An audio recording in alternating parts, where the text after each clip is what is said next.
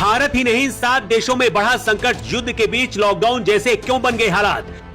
350 रुपए litre petrol, 3000 का cylinder, Bharat में मोदी ने लागू किया एस्मा कानून।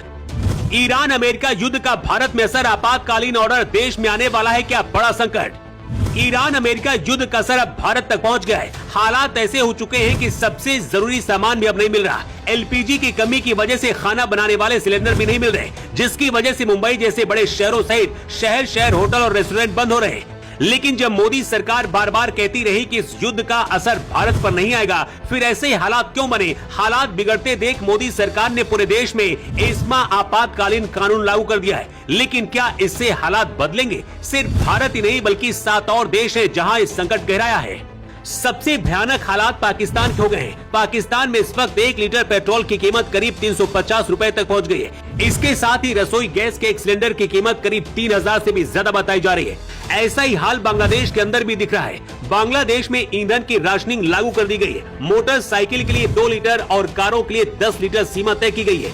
इससे ज्यादा बांग्लादेश में ईंधन किसी को नहीं दिया जा रहा है। मिडिल ईस्ट में जारी युद्ध के चलते भारत में एलपीजी की किल्लत देश भर में बढ़ रही है। होटल और रेस्टोरेंट उद्योग बुरी तरीके से प्रभावित हो रहा है। तेल कंपनियों ने कमर्शियल एलपीजी की सप्लाई रोक दी, जिससे मुंबई और जयपुर जैसे बड़े शहरों में भी कई होटल बंद हो चुके हैं।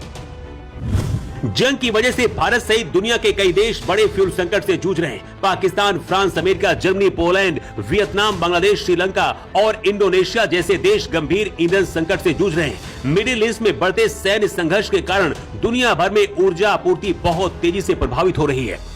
भारत के अंदर भी एलपीजी गैस पर लॉकडाउन जैसे हालात बन गए और पूरे देश के अलग अलग शहरों से जो खबरें आ रही हैं वो डराने वाली हैं। और इसी डर की वजह से मोदी सरकार ने पूरे देश में आपातकालीन कानून का सहारा लेकर एस्मा कानून लागू कर दिया है। भारत में अभी तक घरेलू इस्तेमाल की गैस तो फिर भी कुछ हद तक मिल रही है, लेकिन कॉमर्शियल गैस सिलेंडर की भारी किल्लत है।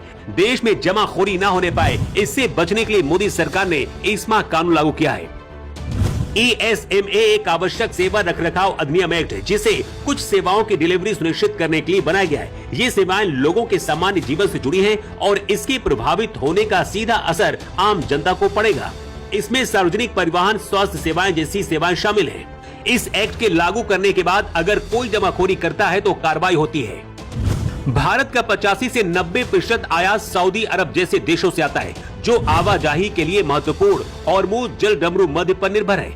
ईरान और अमेरिका इजराइल के बीच पिछले 11 दिनों से ये समुद्री मार्ग बंद हो गया है। भारत में तेल शोधक क्षमता पर्याप्त होने के बावजूद एलपीजी के उत्पादन में कमी को देखते हुए सरकार ने रिफाइनरियों को इसका उत्पादन बढ़ाने के निर्देश दिए हैं, क्योंकि मुंबई, जयपुर जैसे बड़े शहरों में लोग गैस सिलेंडर पाने के लिए लंबी कतारों में लगे। महाराष्ट्र के रत्नागिरी और कोल्हापुर में लोगों की लंबी कतारें देखी गई। इसकी वजह से देश भर में पैनिक बढ़ रहा है और लोग ज्यादा से ज्यादा सिलेंडर स्टॉक करने की कोशिश में लगे हैं। सिर्फ भारत ही नहीं बल्कि फ्रांस, अमेरिका, जर्मनी जैसे यूरोपीय देशों में तेल की कीमतों ने आम लोगों की कमर तोड़ दी है। फ्रांस में लोग भविष्य की चिंता में पेट्रोल पंपों पर लंबी लाइनों में लगकर पैनिक बाइंग कर रहे हैं। जर्मनी में भी स्थिति कमोबेश ऐसी ही है। पोलैंड में भी स्थिति तनावपूर्ण है, जहां एक हफ्ते के भीतर पेट्रोल की कीमतों में 14% की बढ़ोतरी हुई है। लेकिन पाकिस्तान के सबसे ज्यादा भयावह हालात दिख रहे हैं, जहां लोग 350 रुपए 1 लीटर पेट्रोल के लिए दे रहे हैं और कई जगह ब्लैक में मिल रहा है। युद्ध अभी खत्म होगा, इसके आसार अभी नहीं दिख रहे। ऐसे में क्या भारत में मोदी हालात संभाल पाएंगे? क्योंकि भारत दुनिया की सबसे बड़ी आबादी वाला देश है। ऐसे में एक बार हालात बिगड़े तो संभालना मुश्किल हो सकता है। लेकिन सरकार के दावों के बीच अचानक एलपीजी संकट जिस तरीके से देश में दिख रहा है, उस पर आपकी राय क्या है और मोदी सरकार को ऐसे हालात में क्या करना चाहिए? अपनी राय आप जरूर दें। अर्थ 24 के लिए ब्यूरो रिपोर्ट।